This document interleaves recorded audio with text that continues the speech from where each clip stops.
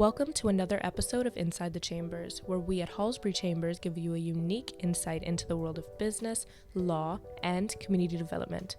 I'm your host, Bria Tai, and today we're joined by special guest Branville McCartney to discuss the business of law. Welcome to the podcast. Thank you. It's good to be here. I'd like to start by asking you if you can tell us a bit about your background and your early life in the Bahamas. Background and early life. Well, my name is Branville McCartney. I'm 57 years old. I'm an attorney by profession. I'm involved in other businesses. As a young boy growing up in the Bahamas, I thought it was excellent. I thought it was a good time to be in the Bahamas. It was almost like a village where everybody was part of your upbringing. And it was just good. I had wonderful parents. Thank God they're still here. Siblings. I have had a brother who passed away and two sisters. And we had a really good time growing up. It was a really good time in the Bahamas. I remember when I first went off to law school, my father asked me what was the best thing I like about law school. I said, the best thing I like about law school is coming back home. That's how much I really enjoyed the Bahamas growing up. Yes. Yeah. So what exactly inspired you to pursue a career in law? Well, I always wanted to be a lawyer for the most part.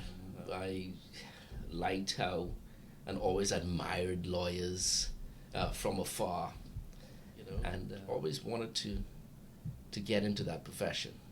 I didn't have the best grades growing up. I had to work hard for a C. And but the bottom line was I was fortunate enough to be able to get into law school, and against all odds, actually, because there were many people who said I couldn't be a lawyer. And I remember going off to law school, taking my first mock exam and failing it. And then coming, it all came back to me where I was told, you can't be a lawyer, you can't be a lawyer. And in those days, I remember my mother used to write me every week by letter. And I got a letter from my mother coming back from the exam. And on the envelope it says, failure is never final, success is never ending. And that stuck with me. She didn't even know I'd failed. And that gave me the impetus to keep on going. And I became a lawyer. Been a lawyer now for, this will be 35 years this year. Wow. And had the good opportunity to lecture at the then College of the Bahamas, Business Law and Banking Law. And also sat as a magistrate for a few years. So the little boy, they said, couldn't become a lawyer, ended up teaching law, adjudicating law, and then eventually owning his own law firm. Wow, so 35 years of being a lawyer. Yeah. Could you walk us through some of the early experiences you've had as a young lawyer? Well, I'm going to tell you I always remember my pupillage years under Mr. Keith Duncombe, who I think was really the foundation of my way of practice. He was, and I still believe today, the best attorney in the Bahamas.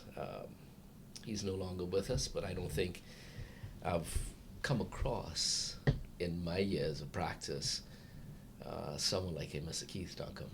And I will always be forever grateful to him for his guidance, but firstly for hiring me as an attorney, and then being my pupil master, which I think is fundamental with young lawyers, having that foundation. And Keith Duncombe was very instrumental for me many years ago in that regard. So Keith Duncombe, you said you would have described him as one of the best lawyers in the Bahamas. Absolutely. What type of qualities did he possess to It was just, he was smart, he was a brilliant lawyer, but it was just his way of dealing with people, his finesse. He was suave, he was cool, he was collected, he dressed well, but he knew his stuff, and he knew the law. And he instilled hard work, diligence, honesty was very fundamental in becoming a good lawyer. And instilled in me, and I understand today, that the law is a jealous mistress. And I understand perfectly what that means now. So anyway.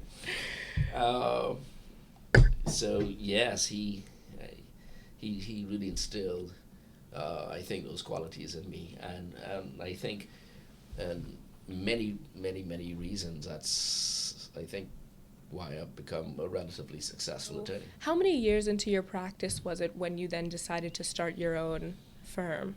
Well, I never initially intended to start my own firm. I was at a firm where it was a white knight law firm, and I was a partner in that firm. And unfortunately, that firm broke up, and that was about 25 years ago. I was with that firm for about 10 years prior. Firm broke up, and eventually decided to start Hallsbury Chambers, along with Carolyn Adley, who was my then secretary, who is now the firm's manager and head of our corporate department, and also now she has a law degree. We started Hallsbury Chambers on my dining room table in my house 25 years ago. So it really wasn't planned. It just so happened that the firm I was at had dissolved, and I went out on a limb and took a risk. Carolyn Adley, and took a risk and started Hallsbury Chambers. Wow. So when starting your own firm, what would you say was the biggest challenge with that when you were beginning? Like anything else, it's whether or not it'll be successful. Like any other business, you'll have your ups and downs. Whether or not you'll have clients that will come with you. I was practicing for 10 years at the time when I first started Hallsbury Chambers. So I had some experience in the legal field, and I made some contact and what have you. But the big fear was whether or not it would work. It's a business as well, at the end of the day. And so you had that fear. But, thank God, for the most part, it's been quite successful. And I'm very, very glad I made that move. I was offered partnerships in a couple other white knight law firms, but decided to start Hallsbury Chambers in the alternative. As a successful entrepreneur and lawyer, how do you manage to balance the pressures of running your own business, running your own law firm, and managing your personal life and staying motivated within that? Taking one day at a time and taking whatever comes at you, and don't let it ruffle your feathers. When I was a bit younger, I would let it ruffle my feathers, but I think as I got a bit older, I look at challenges as opportunities to overcome. There'll be challenges in anything you do. There'll be setbacks, and of course there'll be successes. But I look at any setback as a challenge to ensure that you overcome. And I always go back, in terms of balancing your life, I go back to my father used to tell me when I was a young boy. He said, "Boy, Bran, if you don't enjoy life, God will call you a fool." Well, I don't give a crap who calls me a fool. I just don't want the big man above to call me a fool when I get there. Anybody else call me a fool, but not the Almighty. So I carry that out to the fullest. Yes. You don't call me no fool. Right. So looking back at your entire professional career, is there anything you would have done differently? I don't know. I think I would have, no. I don't think I would have done anything differently in terms of my professional career.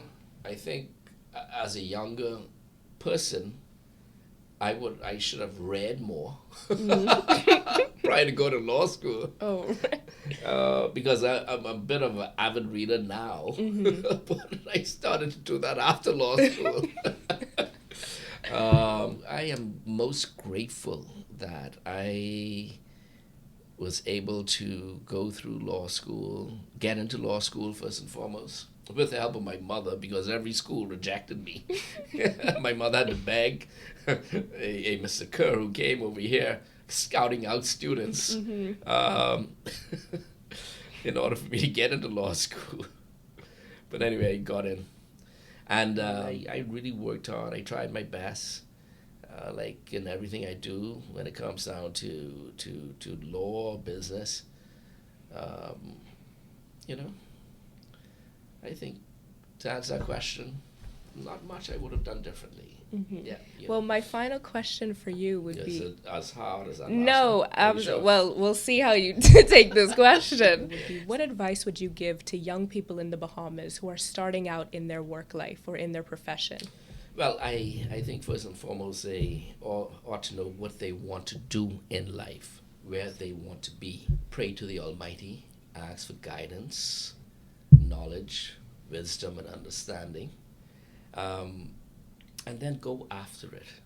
And don't let anyone deter you from doing what you want to do. There in life, you're going to have successes and failures. There won't be anything that's always straightforward.